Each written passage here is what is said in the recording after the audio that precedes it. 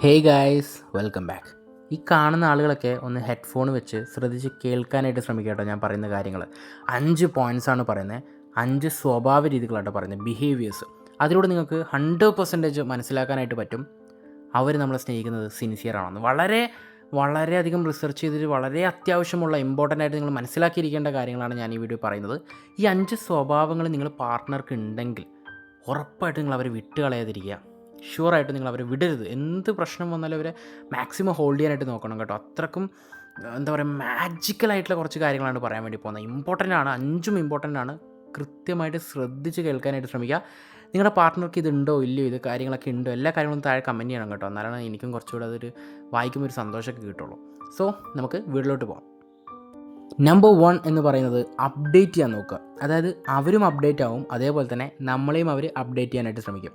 എങ്ങനെ അപ്ഡേറ്റ് ചെയ്യുന്നത് വെച്ച് കഴിഞ്ഞാൽ, നിങ്ങൾ ചിലപ്പോൾ കുറച്ച് ടോക്സിക് ആയിരിക്കും എന്ന് വിചാരിക്കുക, അല്ലെങ്കിൽ നിങ്ങൾ കുറച്ച് ഓവറായിട്ട് ദേഷ്യപ്പെടുന്ന ഒരാൾ, അല്ലെങ്കിൽ നിങ്ങൾ ഓവറായിട്ട് ഒരാൾക്ക്, ഒരു പാർട്ട്ണർക്ക് ഒട്ടും അംഗീകരിക്കാൻ പറ്റാത്ത രീതിയിൽ ഇടയ്ക്കിടയ്ക്ക് നിങ്ങളിങ്ങനെ ശല്യം ചെയ്തുകൊണ്ടിരിക്കുക, അവരെ എന്താ പറയുക, എപ്പോഴും വഴക്കുണ്ടായിക്കൊണ്ടിരിക്കുക, ഇടയ്ക്കിടെ ഒരു ഡൗട്ട് അടിച്ചുകൊണ്ടിരിക്കുക. ഇങ്ങനെ കുറേ കാര്യങ്ങൾ. നമ്മളെല്ലാവരും നല്ല മനുഷ്യരൊന്നും അല്ല, എല്ലാ ആളുകളും ഉള്ളിലും ചീത്ത കാര്യങ്ങളൊക്കെ ഉണ്ട്. സോ അപ്പം നമ്മളിൽ ഒരുപാട് ചീത്ത കാര്യങ്ങളുണ്ടാവും അല്ലേ. നമ്മളൊരുപാട് അവർ കുറ്റപ്പെടുത്തുന്നത് നമുക്ക് തന്നെ അറിയാം. നമ്മൾ 2 ദിവസം മിണ്ടാണ്ടത് നമുക്ക് തന്നെ അറിയാം. നമ്മൾ തന്നെയാണ് ഈ റിലേഷൻഷിപ്പ് കുളന്നു കൊണ്ടാൻ വേണ്ടി അടിയുണ്ടാക്കുന്നത്, നമുക്ക് തന്നെ നന്നായിട്ട് അറിയാം.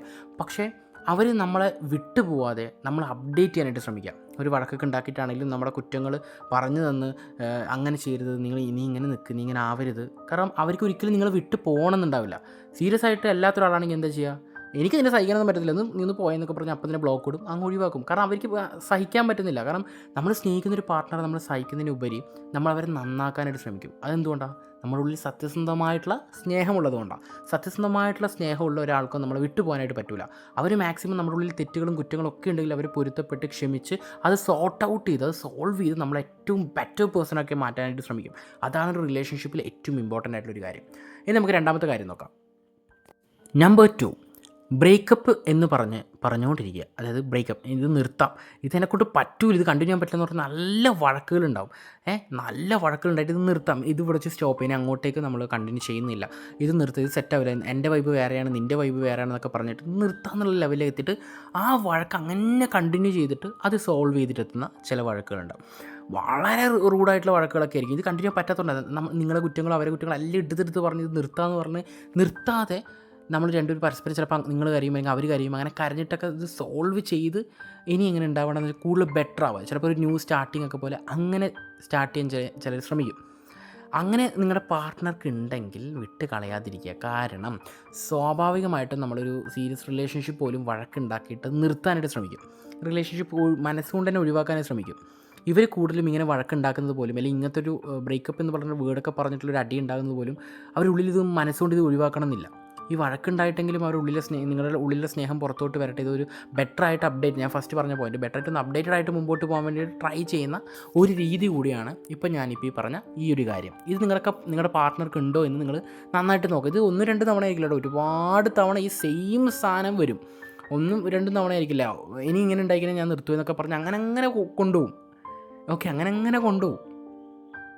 മൂന്നാമത്തെ പോയിൻ്റ് എന്ന് പറയുന്നത് സ്വന്തം തെറ്റുകൾ ഏറ്റു പറയുന്ന ആളുകൾ. അതായത് അവരുടെ ഉള്ളിൽ ഒരുപാട് വിഷം ഉണ്ടാവും, അല്ലെങ്കിൽ അവരുടെ ഒരു ടോക്സിസിറ്റി ഉണ്ടാവും, ഒരുപാട് ദേഷ്യവും വഴക്കും. കാരണം നിങ്ങളുടെ നിങ്ങൾക്ക് സഹിക്കാൻ പറ്റുന്നൊരു ലെവലിലായിരിക്കും ചിലപ്പോൾ നിങ്ങളുടെ പാർട്ട്ണർ ഉണ്ടാവുക. അല്ലെങ്കിൽ ഈ റിലേഷൻഷിപ്പ് ഒരു നൂലുമേലുള്ള കളിയായിരിക്കും. അങ്ങനെ നിൽക്കുമ്പോൾ പോലും അവരുടെ തെറ്റുകൾ പറഞ്ഞാൽ എൻ്റെ ഭാഗത്താണ് തെറ്റ്, ഞാനങ്ങനെ സംസാരിക്കാൻ പാടില്ല, ഞാനങ്ങനെ ഇതാക്കാൻ എന്നോട് സോറിടാ, എന്നോട് ക്ഷമിക്കും എന്നൊക്കെ ഉള്ളിൽ നിന്ന് വരും. അത് അവർക്കിത് ഈ റിലേഷൻഷിപ്പിൽ നിങ്ങളെ വിട്ട് പോകാനേ പറ്റില്ല.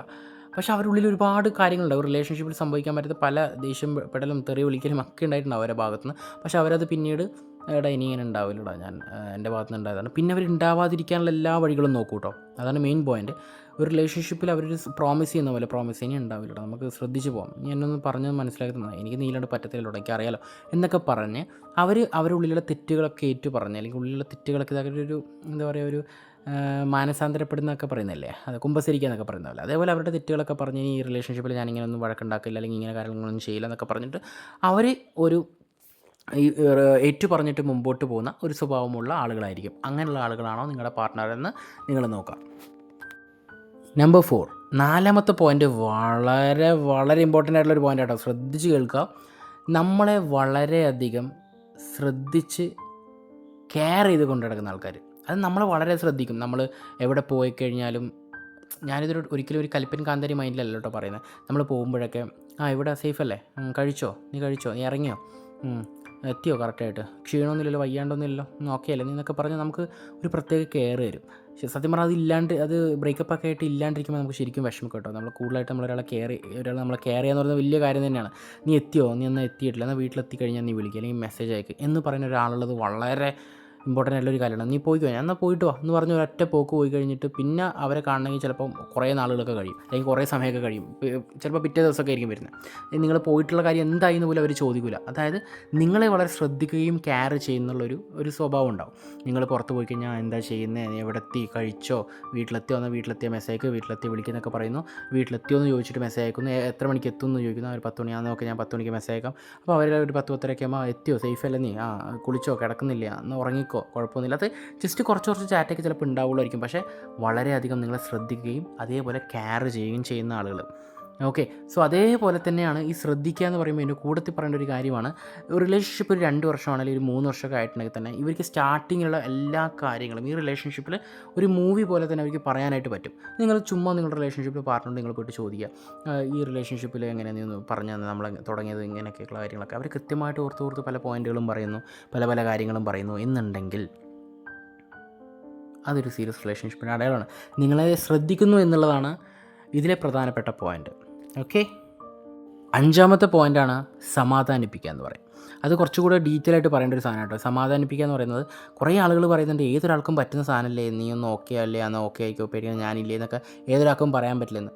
ഓഫ് കോഴ്സ് പറയാനായിട്ട് പറ്റും. പക്ഷേ വളരെ സീരിയസ് ആയിട്ടുള്ള ആൾക്കാരുടെ ഒരു സമ്മതിപ്പിക്കൽ അല്ലെങ്കിൽ ഒരു സമാധാനിപ്പിക്കൽ എന്ന് പറയുന്നത് അത് ആ ഒരു സമയം മാത്രമായിരിക്കില്ല.